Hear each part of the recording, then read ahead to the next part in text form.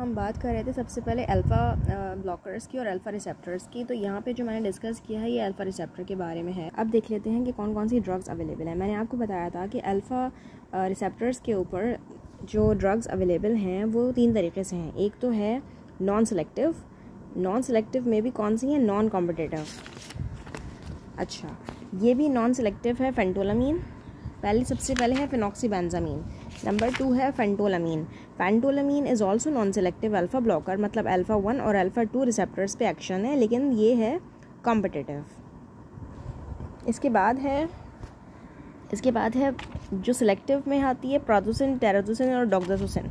तो इसके लिए याद रखने के लिए SIN सिन लगा हुआ है। इसमें भी कौन सी, इसमें जो सिलेक्टिव अच्छा, ये मैं आपको बताऊंगी कि ये किस लिए है, इसके यूजेस इंपॉर्टेंट है याद रखने के लिए, किस लिए इस्तेमाल होती है। यूहेमीन, this is the only alpha 2 blocker, ठीक है। तो मैंने यहाँ पे मेंशन किया अल्फ़ा 1 क्या करती है। अल्फ़ा 1 जो एगोनिस्ट है वो ब्लड प्रेशर पे इसका एक्शन है, पेरिफेरल वेस्कुलर रेजिस्टेंस और वेजो कंस्ट्रक्शन कराती है। अगर हम इसका एगोनिस्ट देते हैं तो ये सब एक्टिवेट करती है। ब्लड प्रेशर इंक्रीज़ करेगी, पेरिफेरल वेस्कुलर रेजिस्टेंस इंक्रीज़ करेगी, वेजो कंस्ट्रक्शन इंक्रीज़ करेगी, इवेंचुअली ब्लड प्रेशर इंक्रीज़ हो जाएगा। लेकिन अल्फ़ा 1 ब्लॉकर जो हैं वो इन सब चीज़ों को, मतलब ब्लड प्रेशर कम करेंगे, रेजिस्टेंस और वेजो कंस्ट्रक्शन कम, और इवेंचुअली आपका ब्लड प्रेशर कम हो जाता है। तो अच्छा, इसके अलावा जो अल्फ़ा 1 अल्फ़ा 2 हैं, एक तो कॉम्पिटिटिव है और दूसरा है नॉन कॉम्पिटिटिव। कॉम्पिटिटिव का मतलब क्या होता है कि ये रिवर्सिबल हैं। कॉम्पिटिटिव मतलब रिवर्सिबल। इसका मतलब ये है कि जो रिसेप्टर्स जो अल्फ़ा 1 और अल्फ़ा 2 ब्लॉक हुए हुए हैं, अगर हम कॉन्सेंट्रेशन इंक्रीज़ करेंगे नॉरएपिनेफ्रिन की, जो न्यूरोट्रांसमीटर है, तो इसकी जो ब्लॉकेज हुई हुई है एंटागोनिज्म, वो इफेक्ट रिवर्स हो जाएगा, ठीक है। Antagonism effect can be reverse if the concentration of norepinephrine is increased. अब यहाँ पे क्या हो रहा है, नॉन कम्पिटिटिव में irreversible, irrespective of you have increase the concentration of norepinephrine. अगर बॉडी में कॉन्सेंट्रेशन बढ़ भी गई है उसके बावजूद एंटागोनिज्म इफेक्ट जो है वो इरिवर्सिबल रहता है। यहाँ पे ड्रग जो है वो है फेनॉक्सीबेंजामीन, यहाँ पे है फेंटोलामीन। तो फेंटोलामीन इज़ कॉम्पिटिटिव और जो फेनॉक्सीबेंजामीन है वो नॉन कॉम्पिटिटिव है। नॉन कॉम्पिटिटिव दोनों नॉन सेलेक्टिव हैं, लेकिन जो नॉन कॉम्पिटिटिव है इसका मतलब है इरिवर्सिबल है। मैंने यहाँ पे मेंशन कर भी दिया है। अच्छा, इसके इफ़ेक्ट्स अगर देखना चाहें तो ये बहुत मतलब इट्स वेरी इजी कि ये कॉन्स्ट्रक्शन कराता है ब्लड वेसल्स की, और साथ में ये रिफ्लेक्स टैकीकार्डिया। जैसे आपको पता है कि अगर वेजो कॉन्स्ट्रक्शन होगी आपकी बॉडी में तो आपके बैरो रिसेप्टर्स जो हैं वो क्या करते हैं, ऑटोमेटिकली जो है वो सेंस कर लेते हैं ब्लड प्रेशर का कम होना या ब्लड प्रेशर का बढ़ना, दोनों चीज़ें सेंस करते हैं। तो यहाँ पे क्या हो रहा है, तो ये ड्रग प्रिवेंट कर रही है। तो जैसे ही आपका ब्लड प्रेशर कम होगा तो इट विल बी नोटेड और ऑब्जर्व्ड बाय आपके बैरो रिसेप्टर रिफ्लेक्स, जिसकी वजह से रिफ्लेक्स टैकीकार्डिया हो जाएगा। रिफ्लेक्स टैकीकार्डिया कंपेंसेटरी मैकेनिज्म है। जब भी आपका ब्लड प्रेशर गिरेगा, हार्ट रेट कम होगा ड्यू टू आपकी वेजो डायलेशन हो रही है यहाँ पे, क्योंकि यहाँ पे ये ड्रग प्रिवेंट कर रहा है कॉन्स्ट्रक्शन को, तो वेजो डायलेशन होगी जिससे डिक्रीज पेरिफेरल वेस्कुलर रेजिस्टेंस होगी और टैकीकार्डिया रिफ्लेक्स टैकीकार्डिया हो जाएगा, और जिसके नतीजे में यहाँ पे क्या हो रहा है, अल्फ़ा 2 और अल्फ़ा 1 रिसेप्टर्स ब्लॉक हो रहे हैं। अच्छा बच्चों, ये जो ड्रग है फेनॉक्सीबेंजामीन, ये क्लिनिकली यूज़ नहीं होती। यहाँ पे लिखा हुआ है it is no longer use for the purpose. इसका मैं रीज़न बता दूँगी वो क्या है वो रीज़न। अच्छा, तो रीज़न ये है कि देखिए पेज नंबर आ रहा है 77 मेरे पास, ठीक है। इसमें अल्फ़ा 2 एड्रीनो रिसेप्टर्स जो आपके ये मैं पढ़ रही हूँ चैप्टर एड्रीनर्जिक एगोनिस्ट में, यहाँ पे ये लिखा हुआ है इनहिबिशन ऑफ नॉरएपिनेफ्रिन रिलीज़। तो अल्फ़ा 2 रिसेप्टर्स का एक तरह से एंटागोनिस्टिक एक्शन है। ये नॉरएपिनेफ्रिन फीडबैक मैकेनिज्म के थ्रू ये इनहिबिट कराता है नॉरएपिनेफ्रिन रिलीज़ को। तो अगर अल्फ़ा 2 रिसेप्टर्स अगर एक्टिवेट होते हैं, इसके जो एगोनिस्ट है वो क्या करेंगे कि नॉरएपिनेफ्रिन की रिलीज़ को इनहिबिट कराएंगे, ठीक है। तो यहाँ पे ये पेज नंबर पे इसकी एगोनिस्टिक अल्फ़ा 2 रिसेप्टर एगोनिस्ट की में जो ड्रग दी हुई है, ये पेज नंबर आ रहा है 84 पे क्लोनिडीन के बारे में। ये हाइपरटेंशन में दी जाती है। आप लोग खुद सोचिए कि अल्फ़ा एगोनिस्ट जो हैं वो ब्लड प्रेशर इंक्रीज़ कर रहे हैं, लेकिन ये वाहिद ड्रग है जो हाइपरटेंशन में दी जाती है लेकिन क्लिनिकली बहुत यूज़ नहीं होती। एक तो ये हाइपरटेंशन में दी जाती है, ये ओपियोइड्स या विड्रॉल सिम्टम्स हो गए आपकी वो मेडिसिन जो कि आपकी बॉडी पे डिपेंडेंस टॉलरेंस लाती हैं, एडिक्शन कॉज करती हैं, जैसे टोबैको, स्मोकिंग, ओपियोइड्स हैं, बेंजोडाइज़ेपिन है, उनके भी विड्रॉल सिम्टम्स को ओवरकम करती हैं। तो ये ड्रग जो है पहले यूज़ होती थी क्योंकि इसके अब जो है बहुत बेटर हमारे पास जब सिलेक्टिव नहीं होती थी ड्रग्स, अब तो सिलेक्टिव रिसेप्टर मतलब मीडिएटेड ड्रग्स हैं, तो इस वजह से ये कम यूज़ की जाती है। अच्छा, ये एकदम से बंद नहीं की जाती, तो ये रिबाउंड हाइपरटेंशन कराती है, इस वजह से ये डी हाइपरटेंशन में जाती है और इसी वजह से ये आहिस्ता आहिस्ता हम इसको जो है टेपर ऑफ करते हैं, मतलब कि डिसकंटिन्यू उसको आहिस्ता आहिस्ता करते हैं। तो यहाँ पे ये देख लीजिए, इसमें जो लिखा हुआ है ये प्री सिनेप्टिक अल्फा 2 रिसेप्टर्स पे इसका एक्शन है और डिक्रीज़ करती है sympathetic outflow to the periphery. इसका मतलब यही है कि नॉरएपिनेफ्रिन रिलीज़ को ये इनहिबिट करवाती है एज ए फीडबैक मैकेनिज्म। अब सोचिए कि जो फेनॉक्सीबेंजामीन है वो क्या कर रही है, इनको ब्लॉक कर रही है अल्फा 2 रिसेप्टर्स को। अगर अल्फा 2 रिसेप्टर ब्लॉक होंगे तो इसका मतलब क्या होगा, अल्फा 2 रिसेप्टर जब एक्टिवेटेड थे तो वो इनहिबिट करा रहे थे नॉरएपिनेफ्रिन को, और अगर वो ब्लॉक होंगे तो कॉन्सेंट्रेशन नॉरएपिनेफ्रिन की उल्टा बढ़ाएंगे। ठीक है, तो ये जो ड्रग है ये कॉन्सेंट्रेशन ऑफ नॉरएपिनेफ्रिन बढ़ रही है।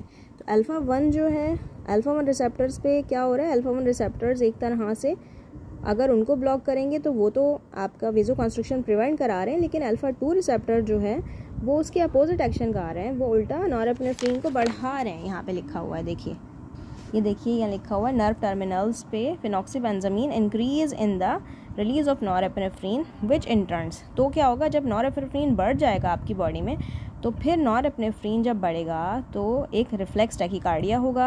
आपको पता है आपकी जो बेटा रिसेप्टर रिफ्लेक्स है वो सेंस करेंगे और उसके नतीजे में आपकी बॉडी जो कंपनसेटरी मैकेनिज्म होगा कि बीटा 1 रिसेप्टर्स जो हैं वो कार्डियक आउटपुट बढ़ा लेंगे। जब नॉरएपिनेफ्रिन बढ़ेगा तो बीटा रिसेप्टर्स भी एक्टिवेट होंगे और वो कार्डियक आउटपुट बढ़ाएंगे, जिसकी वजह से अनकंट्रोल्ड कार्डियक अरिथमिया और एंजाइना पेन हो सकता है। इसी वजह से ये ड्रग जो है अनसक्सेसफुल रही है ब्लड प्रेशर को कम करने में, और ये जो है it is no longer used for this purpose. तो ये फेटल हो सकता है। कार्डियक अरिथमियाज जो हैं और एट्रियल फिब्रिलेशन वगैरह ये बहुत ज़्यादा फेटल होते हैं, जिसकी वजह से ये डिसकंटिन्यू हो गई। तो ये बीटा 1 पे जब हम आपकी जो है नॉरएपिनेफ्रिन रिलीज़ बढ़ रहा है तो बीटा 1 रिसेप्टर्स भी एक्टिवेट हो रहे हैं साथ में और फिब्रिलेशन करा रहे हैं। ठीक है, इसके अलावा ये एपिनेफ्रिन जब हम देते हैं तो एपिनेफ्रिन सारे अल्फा रिसेप्टर्स और बीटा रिसेप्टर्स को एक्टिवेट करता है। जो बीटा 2 रिसेप्टर हैं वो वेजोडाइलेशन करा रहे होते हैं एगोनिस्टिक एक्शन में। तो बीटा 2 पे इसका कोई सच अगर हम फेनॉक्सीबेंजामीन का कोई इफेक्ट नहीं होता, वेजो कंस्ट्रक्शन होगी एपिनेफ्रिन की वजह से। इन शॉर्ट आपने ये याद रखना है कि एपिनेफ्रिन जो है उसके रिवर्स करने में हेल्पफुल है ये ड्रग। अच्छा, इसके अलावा जो यूजेस हैं वो तो एक्शन थे, ये यूजेस में जो है आप ये कह सकते हैं रेनॉल्ड्स डिजीज और फ्रॉस्टबाइट। रेनॉल्ड्स डिजीज में क्या होता है कि जो आपके लोअर लिम्स हैं स्पेशली पेरिफ्रीज और आपके लोअर लिम्स, वहाँ पे जो है बहुत ज़्यादा वेजो कंस्ट्रक्शन हो जाती है, तो ये उसमें ज़्यादा दी जाती है, रेनॉल्ड्स डिजीज में दी जाती है। इसी वजह से क्योंकि ये वेजोडाइलेशन करा रही है।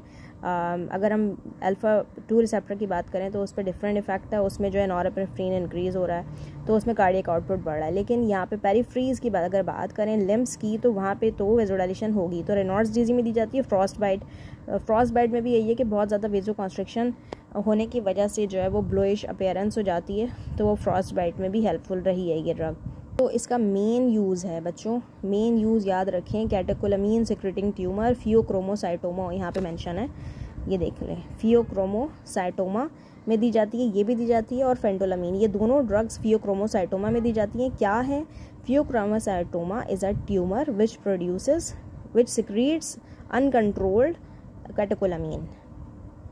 तो ये इसका जो साइड इफ़ेक्ट है वो यही है कि ये बैरोरिसेप्टर इंड्यूस जो है रिफ्लेक्स टैकीकार्डिया कॉज कर रहा है।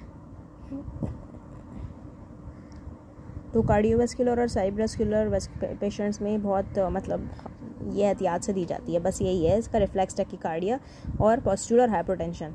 पोस्चुरल हाइपोटेंशन जितने भी अल्फा ब्लॉकर्स हैं सो मेन साइड इफ़ेक्ट है उनका ये पॉस्चुरल, मतलब पॉस्चर चेंज करने से, खड़े होने से या बैठने से या लेटने से ब्लड प्रेशर एकदम से बहुत ज़्यादा गिर जाता है, इसे कहते हैं पॉस्चुरल हाइपोटेंशन और रिफ्लेक्स टैकीकार्डिया।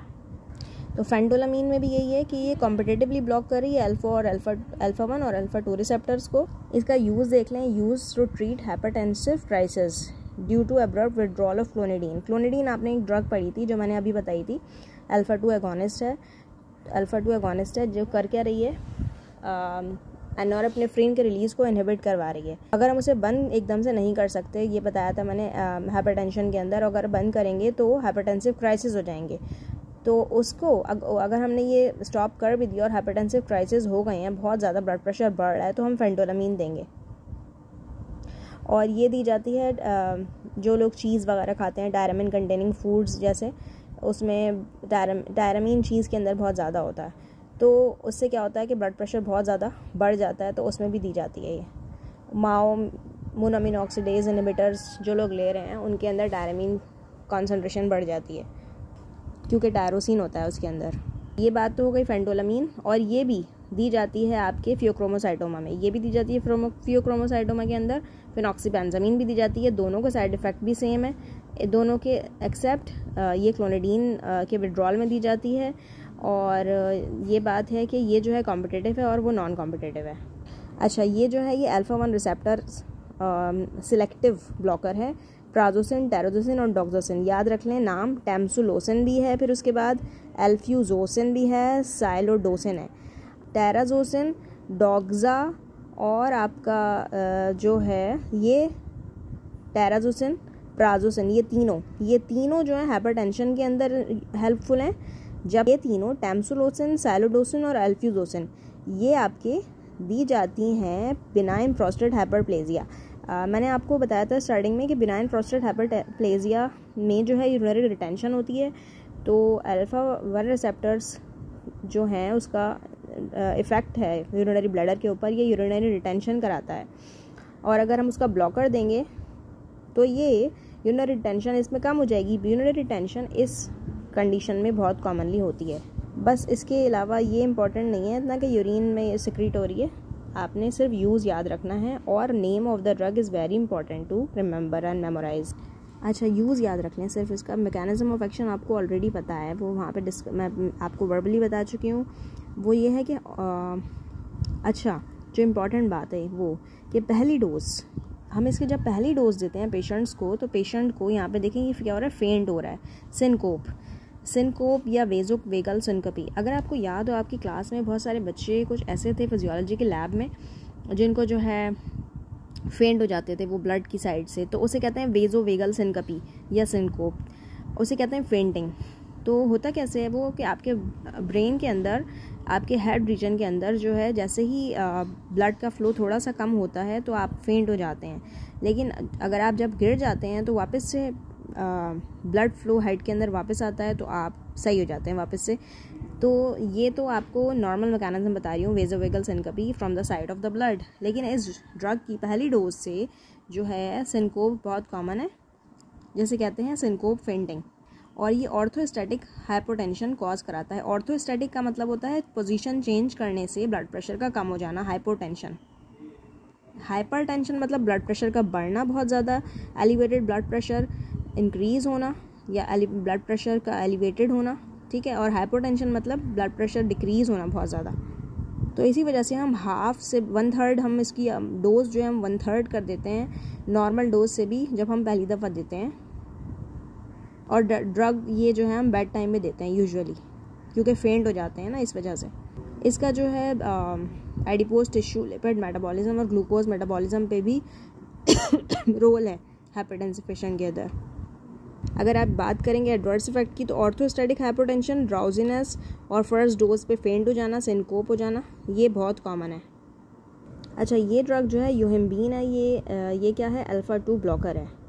ये मतलब ये जो है बार्क ऑफ यूहिम्बीन ट्री, यूहिम्बे ट्री से लिया जाता है। और ये इसका बायोलॉजिकल नेम देख लीजिए, पॉसिन स्टेलिया यूहिम्बे। यूजुअली ये इरेक्टाइल डिस्फंक्शन में दिया जाता है, लेकिन अभी भी इसके ऊपर कोई एज सच रिसर्च नहीं हुई है, तो रिसर्च इज़ ऑन गोइंग, तो ये बहुत कम यूज़ होती है और एफिकेसी इतनी ज़्यादा नहीं है। जो भी इसके इंडिकेशन है इरेक्टाइल डिसफंक्शन के लिए बहुत ज़्यादा इफेक्टिव नहीं है जितना कि ये सिल्डेनाफिल है। सिल्डेनाफिल ये दी जाती है बहुत ज़्यादा इरेक्टाइल डिसफंक्शन में, लेकिन अगर हम ये अल्फा 1 ब्लॉकर के साथ देंगे तो बहुत ज़्यादा वेज़ोडाइलेशन हो जाएगी और हाइपोटेंशन हो सकती है। बीटा ब्लॉकर्स के अंदर हमारे पास कौन कौन से मौजूद हैं, सिलेक्टिव और नॉन सिलेक्टिव। तो नॉन सिलेक्टिव के अंदर आ जाता है हमारे पास सबसे पहले प्रोप्रानोलॉल। प्रोप्रानोलॉल वो ड्रग है। अच्छा, एक चीज़ मैं आपको याद करा दूँ कि एज़ोप्रोडानोल जो है वो प्योर बीटा एगोनिस्ट है, इस वजह से जो अल्फ़ा रिसेप्टर अल्फ़ा ब्लॉकर है उसका कोई एक्शन नहीं है। तो जो प्योर बीटा एगोनिस्ट हैं उनको सिर्फ बीटा ब्लॉकर ही ब्लॉक कर सकती हैं उसके एक्शन को। तो एज़ोप्रोडानोल जो है उसके इफ़ेक्ट को ब्लॉक करेगी प्रोप्रानोलॉल, क्योंकि प्रोप्रानोलॉल दोनों रिसेप्टर पे एक्शन है बीटा 1 बीटा 2, और एपिनेफ्रीन पे सिर्फ वो वाला एक्शन जो एपिनेफ्रीन पे बीटा रिसेप्टर्स हैं उनको तो ब्लॉक कर देगी। ये अल्फ़ा रिसेप्टर्स पे कोई एक्शन नहीं है प्रोप्रानोलॉल का। तो ये एपिनेफ्रीन के जो इफ़ेक्ट है एपिनेफ्रीन का अल्फ़ा रिसेप्टर पे वो एंटागोनाइज नहीं करेगी, मतलब कि वेज़ोकंस्ट्रिक्शन को एंटागोनाइज नहीं करेगी। इसी तरह से वेज़ोकंस्ट्रिक्टिव इफेक्ट रिमेन्स अनइम्पेयर्ड। तो एपिनेफ्रीन अल्फ़ा और बीटा दोनों पे काम है। इसी तरह से यहाँ पे हमने देखा था कि जो अल्फ़ा रिसेप्टर हैं वो बीटा अल्फ़ा ब्लॉकर्स जो हैं वो बीटा रिसेप्टर्स पे उनका रोल नहीं है। तो एपिनेफ्रीन के जो बीटा रिसेप्टर्स जो वेज़ोडाइलेशन करा रहे हैं उस पर अल्फ़ा ब्लॉकर का कोई रोल नहीं होगा। सिर्फ यूजेस याद रख लीजिए, हाइपरटेंशन में दी जाती है, एंजाइना, मायोकार्डियल इन्फार्क्शन, सिर्फ यूजेस के आपने नेम याद रखने हैं, दैट्स इट। अच्छा, वो आप कैसे याद रखेंगे, क्योंकि कार्डियोवास्कुलर पे इसका इफेक्ट है, वो कार्डियक आउटपुट बीटा 1 बीटा 2 पे इफेक्ट है, तो कार्डियक आइनोट्रोपिक और कोनोट्रोपिक इफेक्ट जो है वो रिड्यूस हो रहा है। इसके अलावा जो है ब्रोंकोकंस्ट्रिक्शन में इसका एक्शन ये होगा कि ये कॉन्ट्राइंडिकेटेड है। आपको पता है कि बीटा 2 एगोनिस्ट जो है वो वेज़ोडाइलेशन कराता है। बीटा 2 एगोनिस्ट में हमने पढ़ा था एल्ब्यूट्रॉल ड्रग है या सल्ब्यूटामॉल ड्रग है। ये आपको मैंने पढ़ाया था कि ये शॉर्ट एक्टिंग है, शॉर्ट एक्टिंग बीटा 2 एगोनिस्ट है, और यहाँ पे ये लॉन्ग एक्टिंग है। और ये जो है बीटा 2 एगोनिस्ट है तो ये वेज़ोडाइलेशन कराती हैं और अस्थमा के सिम्टम्स में हेल्पफुल हैं। जबकि जो आपकी प्रोप्रानोलॉल है, प्रोप्रानोलॉल कॉन्ट्राइंडिकेटेड उन पेशेंट्स में, तो स्पेशली जिनको अस्थमा है या क्रॉनिक ऑब्स्ट्रक्टिव पल्मोनरी डिजीज है उनमें कॉन्ट्राइंडिकेटेड है। तो यहाँ पे हमने पढ़ा था बीटा 2 जो है वो इंक्रीज ग्लाइकोजिनोलाइसिस करवा रहे हैं। तो यहाँ पे ग्लूकोज मेटाबॉलिज्म में इसका ये रोल होगा कि ग्लाइकोजिनोलाइसिस जो है वो कम हो जाएगी, डिक्रीज़ हो जाएगी। ठीक है, फार्माकोकाइनेटिक्स नहीं करनी है। एडवर्स इफेक्ट में आपने करना है कि ब्रोंकोकंस्ट्रिक्शन होगी और कॉन्ट्राइंडिकेटेड है अस्थमा के पेशेंट्स के अंदर और जो COPD के पेशेंट्स हैं, एरिथमियाज, बस दैट्स इट। ठीक है, तो बस इसके मेन जो साइड इफ़ेक्ट हैं वो याद रखेंगे आप। मेटाबॉलिक डिस्टर्बेंस बस एक, ये दो, ये याद रखना है। फार्माकोकाइनेटिक्स नहीं करनी और डिटेल्स नहीं पढ़नी है आपने बिल्कुल भी। इसी तरह से इसके भी यूजेस के डिटेल्स नहीं पढ़नी, आपने सिर्फ नेम याद रख लीजिएगा। ठीक है, इसी तरह से है नेडोलॉल, timolol, non selective beta antagonist. ये प्रोप्रानोलॉल जो है वो प्रोटोटाइप ड्रग थी और ये जो है ये पोटेंट है ज़्यादा और ये ज़्यादा ड्यूरेशन एक्शन है। फ़र्क इसमें यह है कि ये भी नॉन सेलेक्टिव है बीटा 1 और बीटा 2 पे, लेकिन ये ग्लूकोमा में दी जाती हैं दोनों। ठीक है, बस ये इसका फ़र्क है, ये ग्लूकोमा में दी जाती हैं। और आपको पता है कि ये मियोसिस करवा रही हैं, तो मियोसिस जो ड्रग करवाएगी वो ग्लूकोमा में दी जाएगी, ओपन एंगल ग्लूकोमा। ये वाला चार्ट करने की ज़रूरत नहीं है, लेकिन आपको ये पता होना चाहिए कि ये वाली ड्रग्स ग्लूकोमा में दी जाती हैं। जो आपको क्लोलिनर्जिक ड्रग हैं वो कौन सी ग्लूकोमा में दी जाती हैं, बस वो याद रखिएगा। ये अगर इसमें जो एक्स्ट्रा ड्रग्स दी हुई हैं, सिर्फ इसमें कोलिनर्जिक देख लें, पिलोकार्पिन है, अल्फा एड्रेनर्जिक ये यहाँ पे मेंशन की हुई है, ये वाली रहने दीजिए। सिर्फ टॉपिकल में टाइमोलॉल याद रख लें। ठीक है, और ये हमने नहीं पढ़ी तो याद रखने की ज़रूरत नहीं है। अच्छा, इसके जस्ट आपने सिर्फ नेम याद रखने हैं। ये क्या है, बीटा 1 सिलेक्टिव ब्लॉकर है। ठीक है, ये आपने जस्ट नेम याद रखें। यहाँ पे एसिडोब्यूटोलॉल और पिंडोलॉल ये है पार्शियल एगोनिस्ट। मतलब कहने का ये है कि ये एंटागोनिस्ट एक्शन है इसके, लेकिन थोड़े बहुत इसके पार्शियल एगोनिस्ट एक्टिविटी भी है। तो अच्छा, यूज़ याद रख लीजिए। यूज़ जो है beta blocker, selective beta 1 blocker के, वो आप देखिएगा ये हाइपरटेंसिव पेशेंट में दी जाता है जिसमें इम्पेयर्ड पल्मोनरी फंक्शन। जैसे कि आपको पता है कि बीटा 2 रिसेप्टर्स जो हैं उसका इफ़ेक्ट यूजुअली रेस्पिरेटरी सिस्टम के ऊपर है, कि जो पेशेंट्स हम उन पे नॉन सेलेक्टिव तो दे नहीं सकते हाइपरटेंशन कम करने के लिए या ब्लड प्रेशर कम करने के लिए, तो इसी वजह से बीटा 1 सिलेक्टिव देंगे हम, ताकि उनकी जो पल्मोनरी फंक्शन है वो सही रहे। तो एस्थमा के पेशेंट और सीओपीडी के पेशेंट्स में ये दी जाती है बहुत कॉमनली। फर्स्ट लाइन थेरेपी है स्टेबल एंजाइना के लिए है एसिडोब्यूटालॉल। एसिडोब्यूटालॉल जो है ये दोनों जगह पे इस्तेमाल हो रही है, पार्शियल अगोनिस्ट भी है, और सारे लॉल हैं, एटिनोलॉल, बिटाक्सोलॉल, ब्राइसोप्रोलॉल, एस्मोलॉल, मेटोप्रोलॉल, ये सब बीटा 1 एंटागोनिस्ट है। जबकि सिर्फ 2 नाम याद रखेंगे, पिंडोलॉल और एसिडोब्यूटालॉल, ये पार्शियल अगोनिस्ट हैं। और आपके टेमोलॉल और नेडोलॉल जो हैं ये आपकी ग्लूकोमा में दी जाती है और नॉन सेलेक्टिव है। सिर्फ नॉन सेलेक्टिव में 3 है, प्रोप्रानोलॉल, नेडोलॉल, टेमोलॉल। टेमोलॉल, नेडोलॉल ग्लूकोमा, प्रोप्रानोलॉल जो है वो सबसे पहली नॉन सेलेक्टिव है और प्रोटोटाइप है, और वो कॉन्ट्राइंडिकेटेड है सीओपीडी के पेशेंट्स में और एस्थमा में। इसी तरह से ये वाली जो है ये आपने सिर्फ यूज़, तो ये वाले जो ड्रग्स हैं ये जो है इसका यूज़ कार्डियो सेलेक्टिव है ये, और इन पेशेंट्स में दी जाती है जिनको पल्मोनरी फंक्शन जिनका डिस्टर्ब है। क्रॉनिक अनस्टेबल एंजाइना में भी दी जाती है, और स्पेशली एक्सटेंडेड रिलीज इसकी जो प्रिपरेशन है वो मेटोप्रोलॉल है। क्रॉनिक हार्ट फेलियर में दी जाती है बाइसोप्रोलॉल एंड एक्सटेंडेड रिलीज फॉर्मुलेशन। जो क्रॉनिक स्टेबल एंजाइना है उसमें बाइसोप्रोलॉल बहुत दी जाती है, और मेटोप्रोलॉल जो है वो एक्सटेंडेड रिलीज़ है, वो क्रॉनिक हार्ट फेलियर में दी जाती है। जो इसकी पार्शियल अगोनिस्ट हैं वो 2 हैं, एसिडोब्यूटालॉल और पिंडोलॉल, और वो यूजुअली दी जाती है हाइपरटेंसिव पेशेंट्स के अंदर, जैसे यहाँ पे दिया जा रहा है, और जिनको ब्रेडिकार्डिया भी है। लेकिन इसका क्लिनिकल यूज़ इतना ज़्यादा प्रोनाउंस नहीं है क्योंकि ये इफेक्टिव नहीं है। अच्छा, ये लास्ट है, वो ये है लेबिडोल और कार्बिडोल। ये वाहिद वो ड्रग्स हैं जो अल्फ़ा और बीटा रिसेप्टर दोनों को ब्लॉक करती हैं। ठीक है, आई एम रिपीटिंग, ये labetalol and carvedilol, they are the only drugs which block both receptor alpha and beta. तो अल्फ़ा 1 रिसेप्टर्स पे प्रोनाउंस्ड एक्शन और बीटा पे एज सच इतना नहीं पता है हमें, लेकिन ये बीटा ब्लड रिसेप्टर्स दोनों को ही ब्लॉक करा रही होती है। हाइपरटेंशन और हार्ट फेलियर में बहुत कॉमन है, that's it, you have to memorise this thing. Adverse effect सिर्फ ऑर्थोस्टैटिक हाइपरटेंशन है जो कि अल्फ़ा 1 रिसेप्टर वाले हैं। अच्छा, अब ये है, ये वो ड्रग्स हैं जो न्यूरोट्रांसमीटर रिलीज़ और अपटेक को ब्लॉक करा रही हैं। अब हमने पढ़ा था रिसेप्टर को जो डायरेक्ट ब्लॉक करवा रही हैं, हमने पढ़ा था अल्फ़ा रिसेप्टर सिलेक्टिव और नॉन सिलेक्टिव और असिलेक्टिव अल्फ़ा 1 रिसेप्टर। इसके बाद हमने पढ़ा था आपका बीटा रिसेप्टर। नॉन सिलेक्टिव में प्रोप्रानोलॉल है, फिर नॉन सिलेक्टिव में वो जो ग्लूकोमा में दी जाती है नेडोलॉल एंड टेमोलॉल, फिर उसके बाद आपकी सिलेक्टिव बीटा 1 ब्लॉकर हैं, और ये सारी हैं वो। इसके अंदर भी बाइसोप्रोलॉल, आपने ये वाला थेरेप्यूटिक यूज़ देख लेना है ओनली।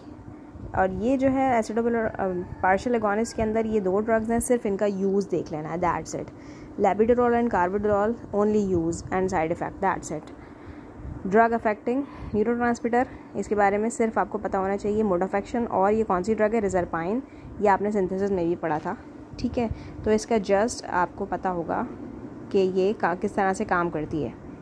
तो ये क्योंकि आपने ये ऑलरेडी सिंथेसिस में पढ़ा हुआ है कि neurotransmitter release from storage vesicle से उसको ब्लॉक करा रही है और अपटेक को ब्लॉक करा रही है न्यूरोट्रांसमीटर के। एक ड्रग है रिजरपाइन, और अपटेक को जो ब्लॉक कराती हैं वो कौन सी होती हैं देख लीजिए।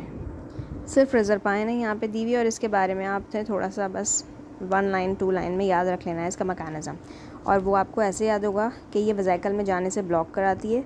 रिजरपाइन जो है वो प्लांट अल्कोलॉइड है, ठीक है, और ये साइटोप्लाज्म क्या करती है, ये ट्रांसपोर्ट ऑफ बायोलॉजिक अमाइन, मतलब एपिनेफ्रीन को स्टोरेज वेसिकल में एंड ट्रांसपोर्ट से रोक रही है। ट्रांसपोर्टर है वहाँ पे VMA क्या उसको ब्लॉक कराते हैं, ये रिजरपाइन उसको ब्लॉक कराती है VMA को। इसके साथ ही ये चैप्टर ख़त्म हो चुका है। आप चाहें तो अपनी याद रखने के लिए ये वाला चार्ट याद रख लें।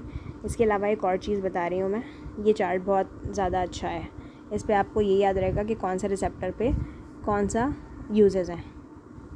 ज़्यादातर आप देखेंगे कि सारे जो यूजेस हैं वो हाइपरटेंशन है, सिर्फ एक आपको ग्लूकोमा में मिलेगा जो कि टिमोलॉल और नेडोलॉल है। बाकी इसके अलावा मैंने आपको बताया था कि याद रखने के लिए क्लासिफिकेशन इंपॉर्टेंट बता रही हूँ कि सबसे पहले तो आपने सारी क्लासिफिकेशन में अपने पास नोट डाउन कर लें कोलिनोसेप्टर एगोनिस्ट, इसी तरह से कोलिनोसेप्टर ब्लॉकर्स, तो कोलिनर्जिक एगोनिस्ट, कोलिनर्जिक एंटागोनिस्ट, ये आपकी कोलिनोमाइमेटिक एगोनिस्ट है, डायरेक्ट एक्टिंग, इनडायरेक्ट एक्टिंग। तो यहाँ पे ये चार्ट याद कर लें और जो लिपिनकॉर्ड में दी है इसमें मज़ीद आप एक्सटेंड कर सकते हैं।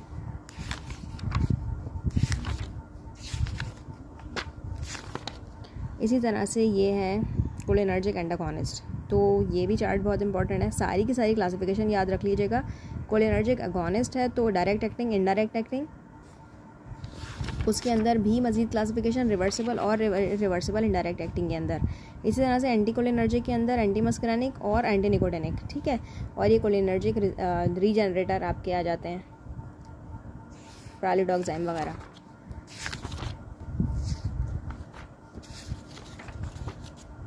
इसी तरह से सिम्पैथोमाइमेटिक या एड्रीनोमाइमेटिक, या फिर आप इसको ये भी बोल सकते हैं एड्रीनर्जिक एगोनिस्ट, जो कि आपकी कैटजंग में दिया हुआ है।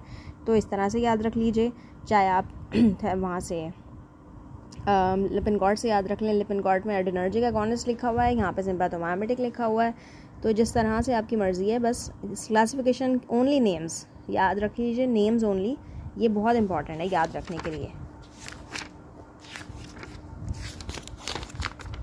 इसी तरह से आपकी अभी जो हमने पढ़ा है एड्रेनोसेप्टर ब्लॉकर या फिर इसको आप कहेंगे सिम्पैथोलाइटिक, तो अल्फ़ा ब्लॉकर हैं वो, इसके सारे नेम्स याद रख लीजिए। इसी तरह से रिवर्सिबल कौन से हैं, रिवर्सिबल कौन से हैं।